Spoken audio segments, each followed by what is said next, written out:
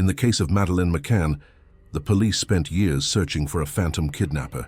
But the real key to the mystery wasn't a lurking stranger, but the friends dining with her parents that night, just a few feet from her room. This reveals an uncomfortable truth about the greatest deceptions in history. The most devastating lie is rarely the work of a single person. It needs a support circle, silent accomplices who, out of loyalty or fear, help sustain the charade. And in Julia's story, the police weren't looking for anyone.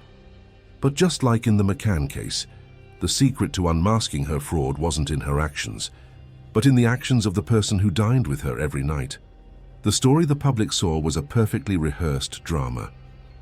Julia, the protagonist, was the picture of virtue and success, a charismatic woman with an inspiring story of overcoming adversity. She built an empire, whether emotional or financial, based on the trust and admiration of her followers. She was living proof that with hard work and integrity, anything was possible.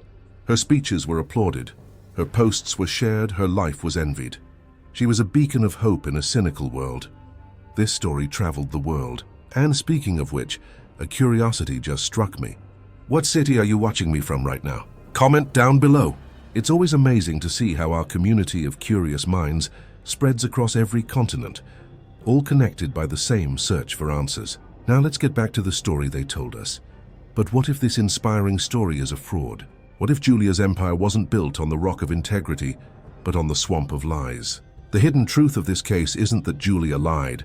On some level, we already suspected that. The real shocking revelation is that she was never alone.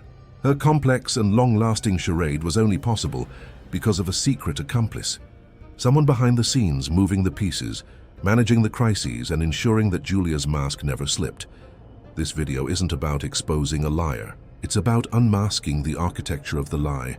We're going to apply the same logic used to analyze the accomplices in the McCann case to expose the silent figure who operated in the shadows of Julia's life. We will reveal how loyalty can become a weapon, and how the greatest betrayal often comes not from the liar you see, but from the accomplice you never suspected. To understand how this web of deceit worked, we first need to examine the first crack that appeared in Julia's perfect facade.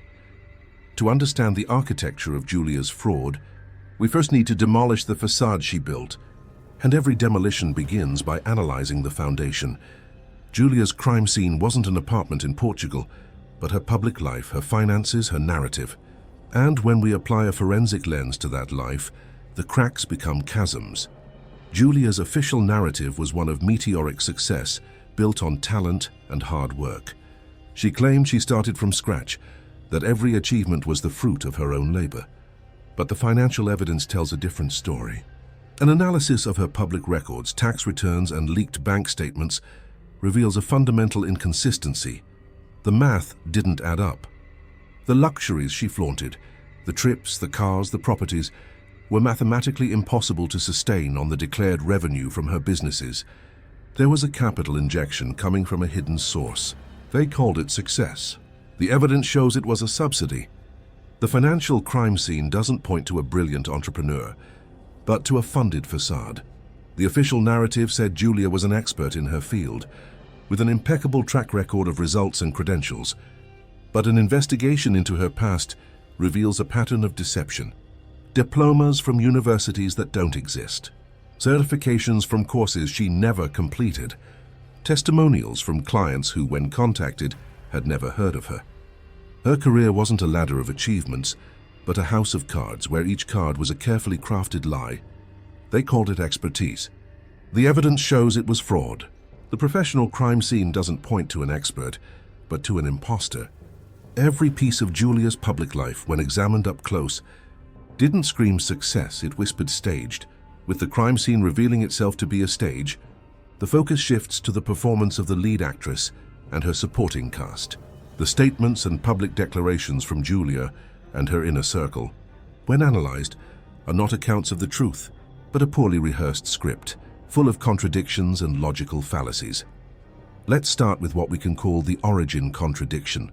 Julia always told a moving story about her humble beginnings, about how she overcame incredible hardships to get where she was. However, old interviews with childhood friends and distant relatives paint a very different picture. that of a middle-class family, with no major traumas or financial difficulties. When confronted with this discrepancy, Julia's story would change. The hardship was no longer financial, it was emotional. The trauma was no longer an event, it was a feeling. The story was fluid, adapting to escape any verifiable fact. It was a performance, not a memory. Then, we have the phantom alibi. On several occasions, when questioned about suspicious financial transactions or unexplained periods of time, Julia resorted to a recurring excuse, an anonymous investor or a secret mentor who was helping her. This mysterious character was the answer to everything. He provided the money, the advice, the alibi. The problem? No one ever saw this mentor. There are no emails, no contracts, not a single shred of proof of his existence. He was a convenient ghost, a deus ex machina who appeared in the script whenever Julia was cornered. Her alibi wasn't a person, it was a fictional character, created to fill the holes in her story. And finally, the inner circle's performance.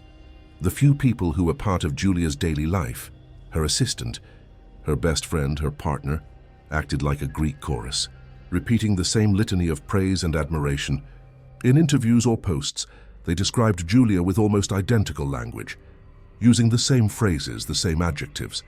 It didn't feel like genuine support, but a set of talking points distributed by a PR team. When one of them was questioned about a specific detail that contradicted the narrative, the answer was always the same. You'd have to ask Julia, or I don't get involved in that part. It was a programmed loyalty, a refusal to deviate from the script. They weren't witnesses. They were spokespeople. Their story is a puzzle with pieces that don't fit and others that seem to have been forced into the wrong place. What do you think is the most glaring inconsistency so far? The math that doesn't add up, or the rehearsed performance of the inner circle? Leave your investigator's opinion in the comments below. The theories from this community often see what others ignore. When words lie and finances deceive, the investigation needs a silent hero. A witness that can't be bought, who has no loyalty to anyone and who records everything, technology. And technology, in the form of cell phone location data and digital transaction records, arrived to blow Julia's charade wide open. The official narrative was that Julia traveled constantly for work, closing big deals in distant cities. She posted photos in airports, in luxury hotel rooms, in boardrooms. But her cell phone records, obtained through an anonymous leak, tell a completely different story. While she was supposedly in Dubai closing a $1 million contract, her phone's GPS data placed her in a suburban town 30 miles from her home. While she posted a photo with the caption, "Meeting in Tokyo," the image's metadata showed it was taken 3 years earlier. Technology was screaming that her business trips were a sham. But the most devastating discovery came from analyzing the financial transactions.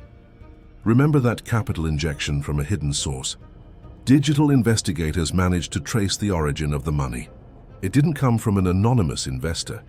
It came from a series of regular transfers, almost like a salary, from a bank account belonging to a single person. A person who officially had no business relationship with Julia. A person who was part of her inner circle. A person who, according to cell phone records, was in the exact same suburban town as Julia, on the exact same day she was supposedly on the other side of the world. Technology wasn't just contradicting Julia's story, it was shining a spotlight directly on her accomplice. The data showed a clear pattern. Julia created the facade and this other person financed it and provided the geographical alibi. The fake trips, the unexplained money, it all fit together perfectly when you put the two pieces together. It wasn't the story of one woman, but of a duo. Digital science wasn't just whispering, it was screaming. Screaming that Julia's career was a lie, screaming that her finances were a fraud, and most importantly, screaming that she wasn't acting alone. A digital truth, recorded on servers and bank statements, that cannot be distorted by charisma or rhetoric. Julia's success story wasn't just cracked, it was scientifically demolished. The digital evidence points in one inescapable direction. Julia's charade was a two-person operation. So the question burning in our minds is, who is this person? And why would they do it? To answer that, we need to stop looking at the actress on stage and start investigating the director in the wings. Forget the performance. Technology and finances have given us the map. Now let's reconstruct the journey. Julia's fraud didn't start with one big lie, but with a small partnership born of desperation. Based on the evidence is this. Julia, at the beginning of her career, is a person with big dreams but few results. She tries, she fails, and she finds herself facing a chasm between the person she wants to be and the person she really is. It's in this moment of vulnerability that the accomplice enters the scene. He's not a stranger, but someone very close, a longtime friend, an ex-partner, maybe a family member, someone with financial resources, but who for some reason lacks the charisma or courage to be in the spotlight. The partnership begins almost innocently. The accomplice sees Julia's potential, her ability to captivate people. He offers to help, a small injection of cash here alone to leverage the business there. He becomes the secret angel investor. Julia, now with resources, begins to build her facade. She buys the clothes, takes the trips, rents the offices. The image of success starts to take shape. And it works. People believe it. The admiration starts pouring in. Julia gets addicted to this admiration. The accomplice gets addicted to the behind-the-scenes power, the control. The partnership deepens. Now, it's no longer about a simple loan.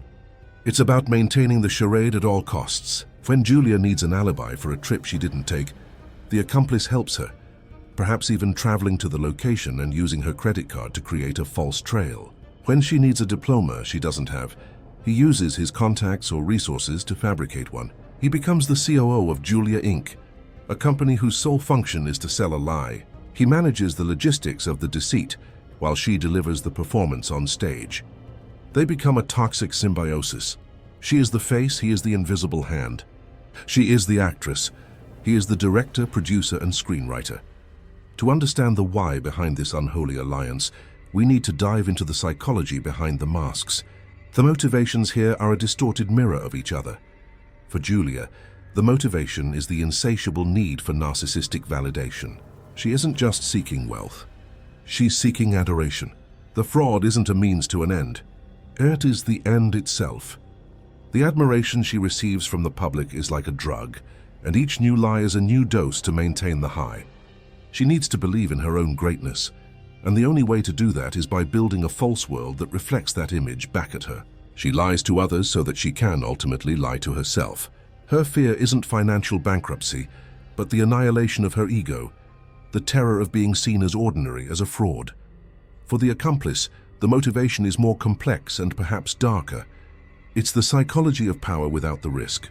He might be someone who resents not having Julia's charisma, so he uses her as an avatar, a vehicle for his own frustrated ambitions. By controlling her, he controls the world she creates. Every round of applause she receives, he feels as his own victory.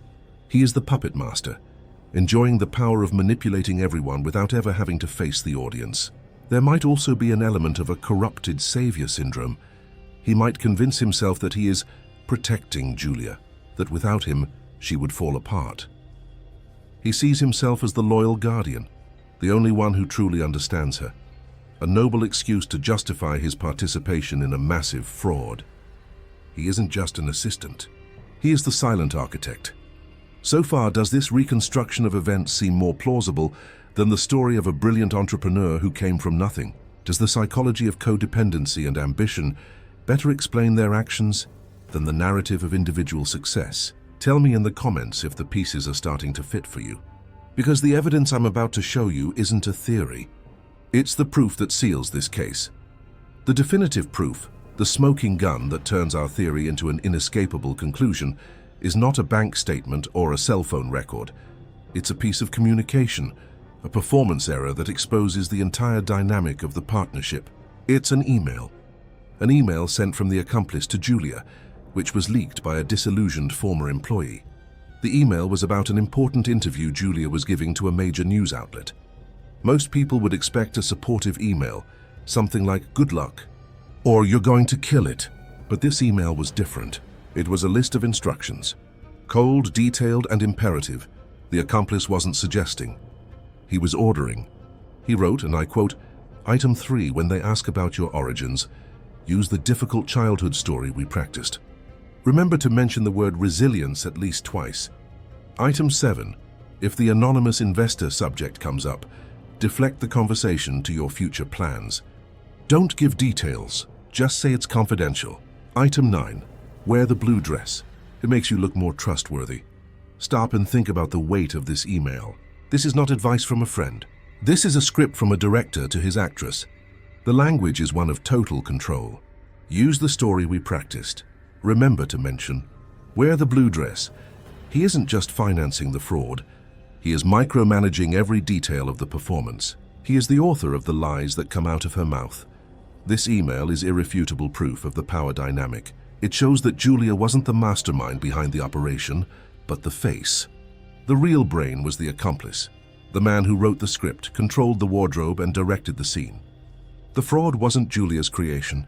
It was a joint production, with clearly defined roles. She was the star, but he owned the show. This email destroys the image of Julia as a brilliant liar and reconstructs her as something perhaps more tragic, a puppet in her own play. With the proof on the table, the question changes. It's no longer, how did Julia fool everyone, but who is the accomplice, and how did the system allow this charade to go on for so long? The answer involves a web of influence, manipulation, and a society so desperate for heroes that it's willing to ignore the truth hiding in plain sight. The email with the interview script should have been the end of Julia's charade. It was documentary proof of the conspiracy, a confession of the dynamic between the actress and the director. With this evidence in hand, any serious journalist or competent authority would have had enough to dismantle the entire operation. But it was at this exact moment that the story stopped being about an individual fraud and started being about the complicity of an entire system, a system that profited from Julia's lie. The truth wasn't just hidden by Julia and her accomplice, it was actively suppressed by the institutions that should have exposed it. Because of Julia's popularity and the engagement she generated, the consequence was that major media outlets and content platforms chose partnership over journalism. Instead of investigating the financial inconsistencies and fake credentials, they gave her bigger and bigger stages. Every interview without tough questions, every glowing feature piece, every invitation to speak wasn't journalism. It was free advertising. The media wasn't covering a story. They were participating in a marketing campaign. They became accomplices to the fraud because Julia's lie was more profitable than the truth. Because of the digital evidence pointing to the accomplice, the consequence was a disinformation campaign. When the first leaks about the cell phone data and financial transactions appeared on online forums, Julia's team, likely orchestrated by the accomplice, acted swiftly. They didn't deny the accusations. They flooded them with noise. They created alternative conspiracy theories, accused ex-employees of revenge, and claimed the data was hacked and manipulated. The strategy was clear. If you can't hide the truth, make it so confusing that no one knows what to believe anymore. The system, instead of investigating the original claim, got lost in the labyrinth of disinformation, just as planned. The price of a conspiracy of silence like this is never paid by those at the top. It's paid by those who dare to shout the truth from below. And in this story, the collateral victim has a name. Let's call him Mark, the ex-employee who leaked the email. Mark was a young man who started working for Julia, full of admiration. He believed in the mission, in the story of overcoming adversity. But on the inside, he saw the truth. He saw the manipulation, the lies, and the cold control of the secret accomplice. He saw how Julia treated the staff poorly when the cameras were off. With a heavy conscience, he decided to expose the truth. He didn't ask for money. He sent the email and other documents anonymously to an investigative journalism blog. The retaliation was immediate and savage. Julia and her accomplice's machine identified him quickly. They didn't sue him for leaking information, which would have validated the documents. Instead, they destroyed him publicly. They launched a smear campaign, accusing him of harassment, of incompetence, of being a problematic and vengeful employee. They used their power and influence to ensure he would never work in that industry again. Mark, the man who tried to do the right thing, was turned from a whistleblower into a villain. His career was destroyed, his reputation tarnished. He is the human face of injustice in this case, the man punished for daring to disrupt the show. It's infuriating. It's frustrating. And that's why this channel exists.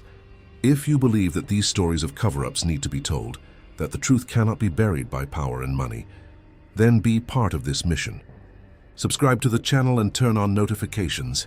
Every subscription is a vote of confidence and a sign that we are not a testament to our culture. Julia's charade went on for years, not because the lie was perfect, but because we as a society wanted to believe it. We wanted the inspiring story, the happy ending, the proof that success is possible. Julia didn't sell a product. She sold hope. And hope is the most addictive drug of all.